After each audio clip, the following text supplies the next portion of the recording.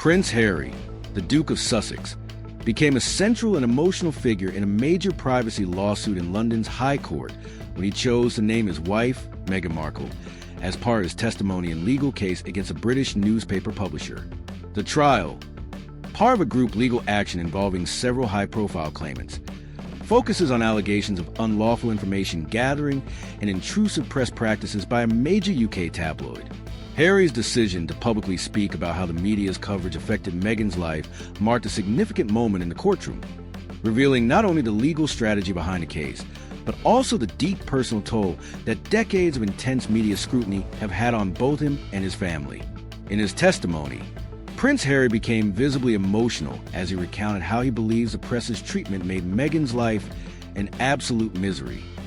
The words, delivered with a trembling voice, underscored how strongly he feels that relentless and often negative reporting about his wife went far beyond legitimate journalism. For Harry, this wasn't just a matter of defending his own privacy. It was about highlighting what he sees as a pattern of media behavior that intruded on the well-being and personal life of the woman he married.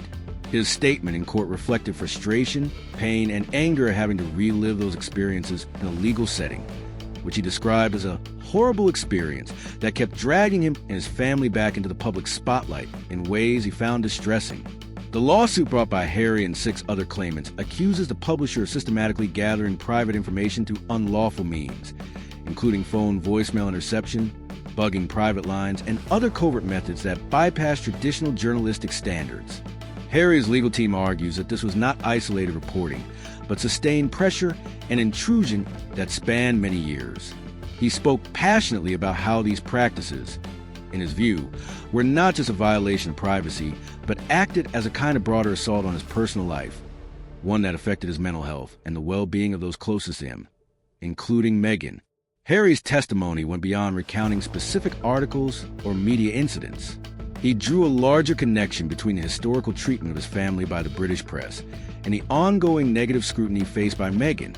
He spoke about the legacy of his relationship with the media, a complicated and often painful history that began in his youth and was shaped irrevocably by the death of his mother.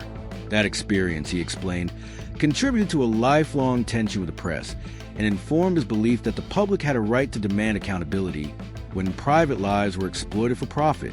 What made Harry's appearance particularly striking was how he tied Meghan's experience into that broader narrative. By describing her life during intense media tension as an absolute misery, he highlighted not just specific grievances, but the emotional weight of constant coverage that he feels crossed ethical lines. His choice to mention her in his legal argument was a deliberate and powerful statement about accountability and protection against what he views as damaging and unrestrained media intrusion. Harry also addressed how the press continued to pursue stories about him and Meghan even after they stepped back from their roles as senior working royals and relocated abroad. According to his testimony, the relentlessness of reporting did not diminish with time. Rather, it seemed to intensify and follow them into their new lives, forcing them to grapple with ongoing public scrutiny despite their attempts to build a private family life with their children. The emotional weight of this experience was evident as he spoke, and at times his voice cracked with the stress of recounting these moments under oath. The lawyer for the newspaper publisher has defended its reporting practices, arguing that the stories in question were obtained through legitimate journalistic sources and public records rather than covert actions. During cross-examination, Harry's legal team was pressed on various points, including whether there were legitimate grounds for the press's reporting and whether some of the information published was sourced lawfully. The publisher maintains that their coverage was appropriate and denies allegations of unlawful behavior, asserting that journalism requires access to sources that may reveal important or newsworthy information. Despite these counterarguments, Harry remained firm in asserting that the press's behavior was inappropriate and harmful. He articulated concerns that the commercialization of private lives for headlines and profit was fundamentally unjust, particularly when it involved misinformation, speculation, or intrusive details that had no clear public interest. His testimony emphasized that his primary aim was not to seek retribution, but to highlight patterns of behavior he believes should be subject to accountability and possible reform. Harry's choice to reference Meghan's experience so explicitly was also tied to his belief that the media's treatment of her was symptomatic of deeper issues within sections of the press. He spoke about what he described as vicious, persistent attacks, an emotional strain of seeing narratives about Meghan that he felt were rooted in sensationalism or worse. The Duke contended that such coverage contributed to a climate of hostility and misinformation that not only affected his wife, but also their children and family life. For those following the trial, Harry's emotional testimony underscored just how personal this legal battle has become for him.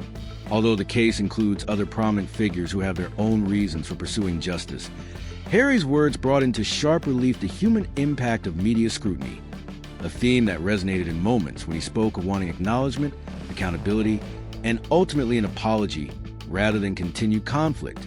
Observers have noted that Harry's reference to Meghan and the pain he expressed may influence public perception of the case, bringing attention to the emotional consequences of media intrusion as much as the legal questions at stake. Whether the court ultimately sides with the claimants or the publisher will depend on the legal merits of the evidence presented, but Harry's testimony highlighted the broader context and personal stakes involved. Ultimately, Prince Harry's decision to include Meghan Markle in his privacy case reflects not just a tactical legal move, but a deeply felt plea for recognition of the harm he believes has been inflicted on his family. His courtroom testimony was a reminder that behind the headlines and public personas are real people dealing with profound emotional impacts. By naming Meghan and detailing his concerns, Harry aimed to shed light on what he sees as unacceptable press behavior and the need for accountability at the highest levels. The trial continues, but this chapter has made it clear that the issues being debated are as much about personal dignity and respect as they are about legal technicalities.